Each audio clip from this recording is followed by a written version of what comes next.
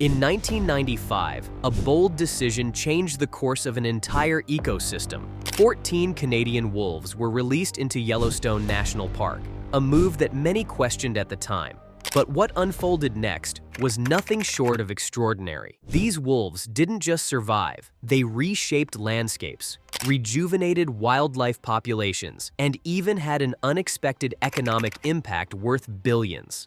How could a handful of predators spark such a massive ripple effect? Stick around, because this story of balance, recovery, and surprising benefits will leave you in awe. The trouble with Yellowstone. In the early 1900s, America waged a relentless war against predators. Wolves, long vilified as dangerous to livestock and human safety, were hunted to the brink of extinction. Yellowstone National Park, one of the nation's most treasured wilderness areas, was no exception. By the 1920s, every wolf in the park had been eradicated. At first, it seemed like a triumph. Without wolves to threaten them, elk populations skyrocketed. But what initially appeared to be a win for wildlife turned into an ecological nightmare. Unchecked by predators, the elk began overgrazing young trees like aspen, cottonwood, and willow, devouring them before they had a chance to grow. Over decades, entire forests were decimated. These trees weren't just a part of the scenery, they were the backbone of the ecosystem. Without them, riverbanks eroded, causing streams to become wider and shallower. Beavers, who depended on willows for building their dams, vanished from the landscape. Without beaver dams to regulate water flow, wetlands dried up, disrupting habitats for countless species. Birds lost their nesting grounds, fish populations dwindled, and Yellowstone's rich biodiversity began to collapse. What had once been a vibrant and self-sustaining ecosystem now seemed to be unraveling at an alarming rate. Scientists, conservationists, and park managers grew increasingly concerned. The absence of wolves had set off a chain reaction of destruction, and Yellowstone was suffering in ways no one had fully anticipated. It became clear that something drastic had to be done. Yellowstone needed its wolves back. A risky experiment. After decades of heated debate, controversy, and painstaking planning, the U.S. Fish and Wildlife Service embarked on one of the most daring ecological restoration projects ever attempted. 14 gray wolves captured in the wilds of Canada were carefully transported to Yellowstone National Park. This bold move marked the beginning of a new chapter for the park and set the stage for an unprecedented experiment in rewilding. The decision to reintroduce wolves was anything but universally popular. Ranchers were vocal in their opposition, fearing the predators would wreak havoc on their livestock. Hunters argued that the wolves would decimate the elk herds they relied on for sport. Politicians faced a barrage of complaints, and local communities braced for potential conflict. The opposition was fierce, but scientists and conservationists held firm. If Yellowstone was to heal, its apex predators had to return. The wolves were released into the park in strategically selected areas where they could acclimate to their surroundings. Initially, the wolves were cautious, sticking to valleys and carefully navigating their unfamiliar environment. Gradually, they grew bolder, venturing further, hunting prey, and forming packs. Their presence brought a mix of hope and anxiety as scientists, locals, and nature enthusiasts watched closely, wondering if the ambitious plan would succeed or if it would spiral into chaos. Nature seemed to hold its breath, waiting to see how these wolves, absent for over 70 years, would reshape the landscape they once called home.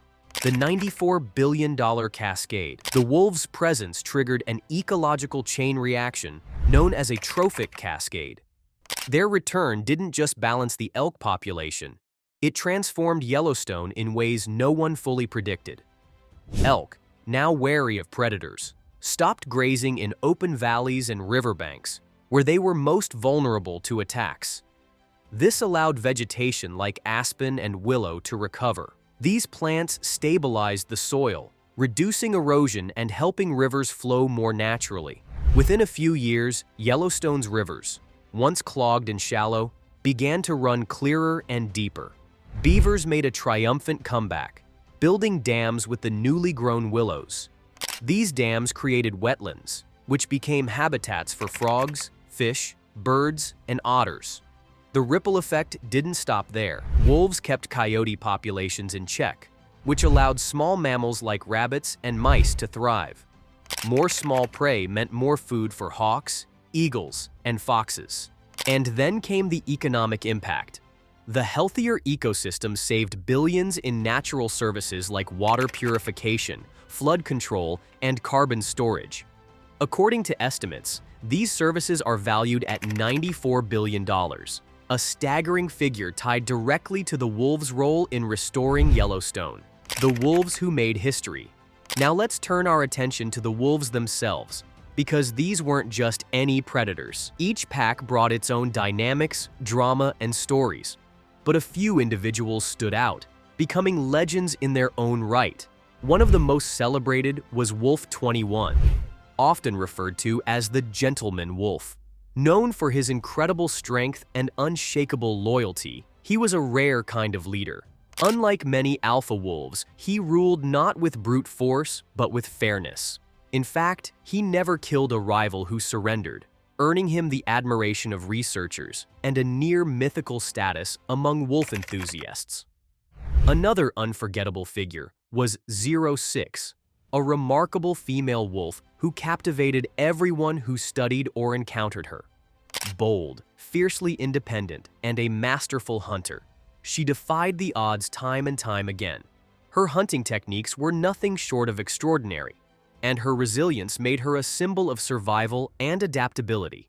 She became a favorite among visitors, showcasing the spirit of the Rewilding Project and the power of individual animals to inspire change. These wolves weren't just predators reintroduced into an ecosystem. They became the heart of a groundbreaking experiment. Their actions didn't just restore balance to Yellowstone, they turned into powerful symbols of conservation, proving that even a few individuals can have an outsized impact on nature. Each wolf was a reminder of the intricate connections that sustain life and the incredible potential of restoration when humans work alongside nature instead of against it. Unexpected allies and challenges. Interestingly, some of the fiercest opponents of the wolf reintroduction eventually became allies. Ranchers who had feared losing livestock found ways to coexist with the predators.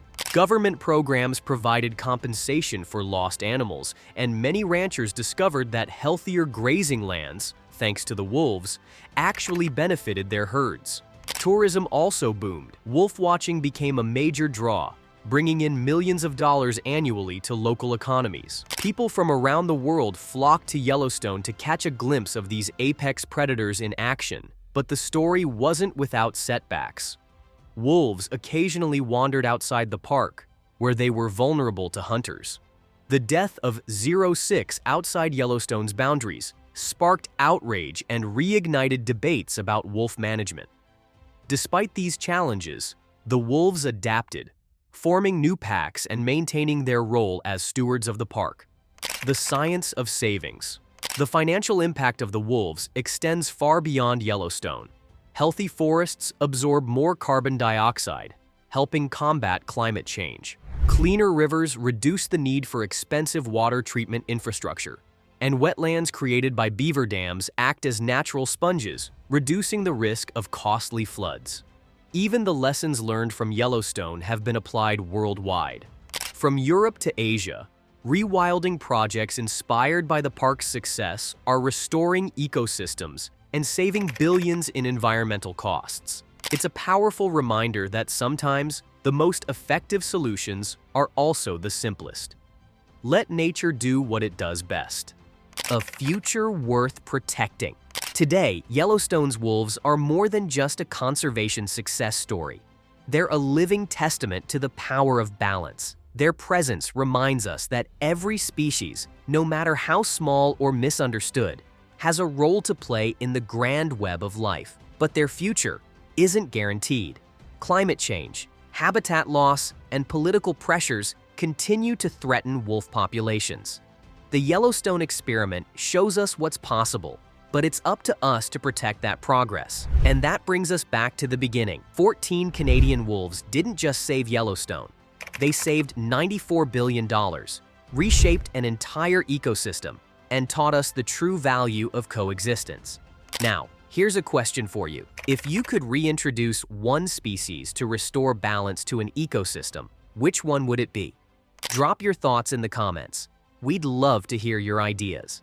And before you go, don't forget to hit that like button, subscribe, and share this video with anyone who needs a reminder of nature's incredible power. Until next time, let's keep exploring the wild wonders of our world.